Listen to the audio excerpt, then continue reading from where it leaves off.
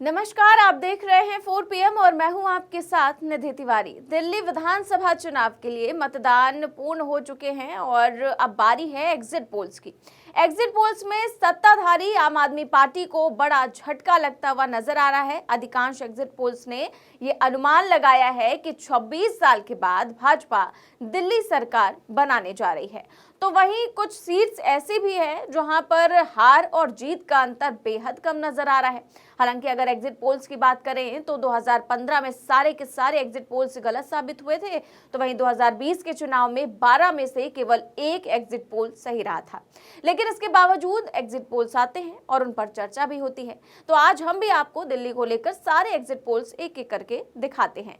सबसे पहले बात कर लेते हैं दिल्ली विश्वविद्यालय के वैश्विक अध्ययन केंद्र यानी कि CGS के एग्जिट पोल की। तो इस सर्वे में आम आदमी पार्टी को पूर्ण बहुमत का दावा किया गया है, जबकि भाजपा को 29 सीटें मिलने का अनुमान है। वहीं कांग्रेस को एक भी सीट मिलती नजर नहीं आ रही है। इस विधानसभा चुनाव में महिला मतदाताएं गेम चेंजर बनती साबित हो सकती हैं। तो वहीं पर आगे जो खबर है वो उसमें लिखा हुआ है कि जो CGS है, तो CGS समीक्षा की श्रृंखला में ये केंद्र द्वारा संपन्न पवार चुनावी सर्वेक्षण है। संस्थान से प्राप्त जानकारी की माने तो केंद्र द्वारा चुनावी परिणाम का ये रुझान 11 जनवरी से 3 फरवरी 2025 के दौरान 70 विधानसभा सीटों के कुल 63,534 मतदाताओं के मत व्यवहार पर किए गए अध्ययन पर आधारित है। सर्वेक्षण में विभिन्न विश्वविद्यालयों और महाविद्यालयों के लगभग 2,316 छात्रों और रिसर्चर्स ने हिस्सा लिया है। तो ये चुनावी जो सर्वेक्षण है जो कि दिल्ली विश्वविद्यालय का है, तो इसमें जो है वो आम आदमी पार्टी की सरकार बनती हुई नजर आ रही है।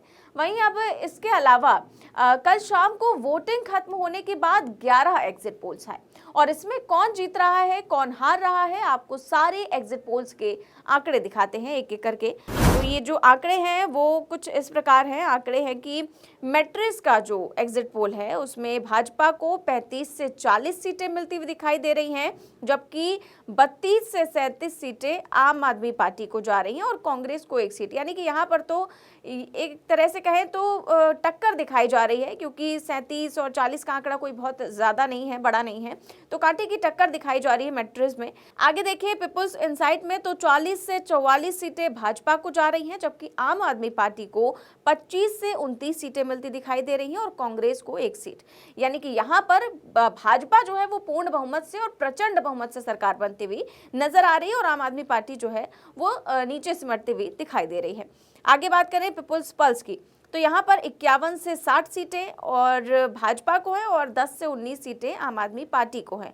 तो यहाँ पर तो बिल्कुल ही प्रचंड बहुमत की सरकार भाजपा बनाती दिखाई दे रही है। अब बात करें JVC पोल्स की, तो इसमें 39 से 45 तक भाजपा और 22 से 31 तक आम आदमी पार्टी और कांग्रेस जो है वो 2 सीटें उनको मिलती नजर आ रही हैं। तो यहाँ पर भी भाजपा जीत रही है और आम आदमी पार्टी हार रही है।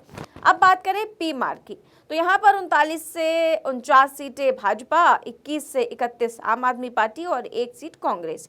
चाणक्य स्ट्रेटेजीज, तो यहाँ पर 39 से 44 भाजपा, 25 से 28 आम आदमी पार्टी और 2 से 3 कांग्रेस। तो यहाँ पर कांग्रेस की सीटें जो है वो 2 से 3 दिखाई दे रही है, बाकी सब में तो भाजपा ही जीती हुई नजर आ रही है। आगे देखिए पोल डायरी, तो 42 से 50 भाजपा और 18 से 25 आम आदमी पार्टी और 2 सीटें कांग्रेस।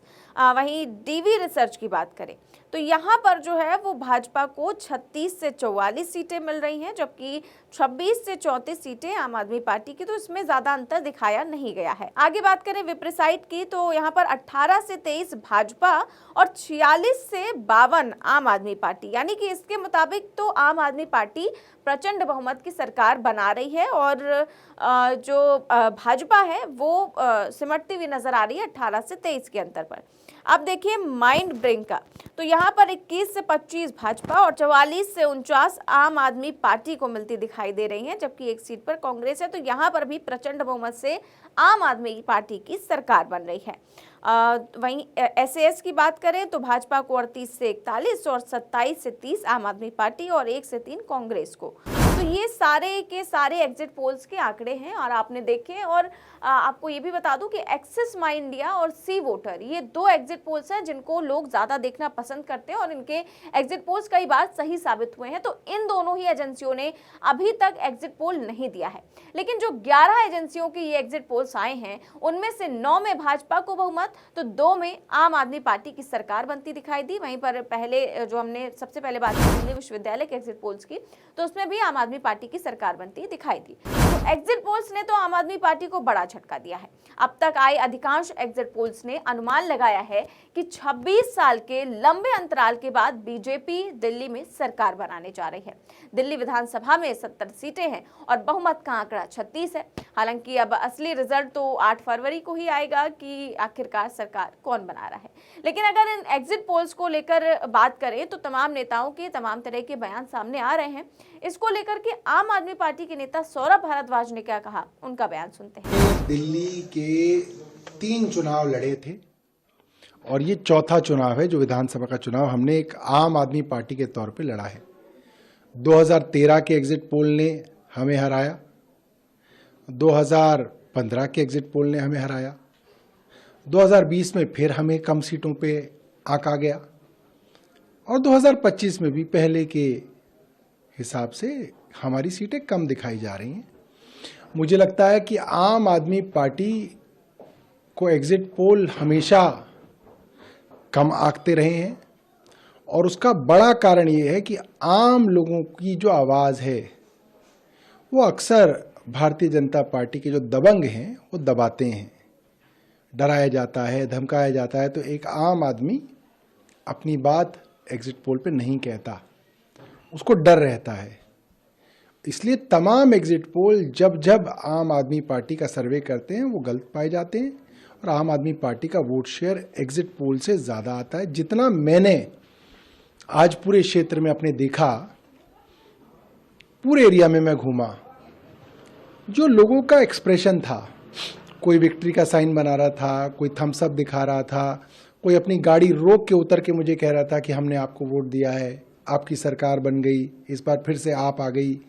इस तरीके का जो माहौल है, मुझे लगता है कि वो एक साफ दर्शाता है कि एक बड़े बहुमत से, मैं मामूली बहुमत नहीं कह रहा, एक बड़े बहुमत से आम आदमी पार्टी की सरकार बनने वाली है।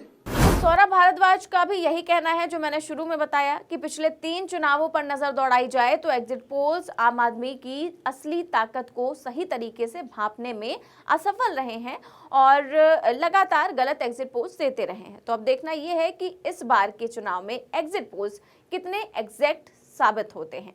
तो देखते हैं क्या कुछ होता है। फिलहाल इस खबर में बस इतना ही। देश और दुनिया की तमाम बड़ी खबरें जानने के लिए देखते रहिए 4PM न्यूज नेटवर्क। नमस्कार।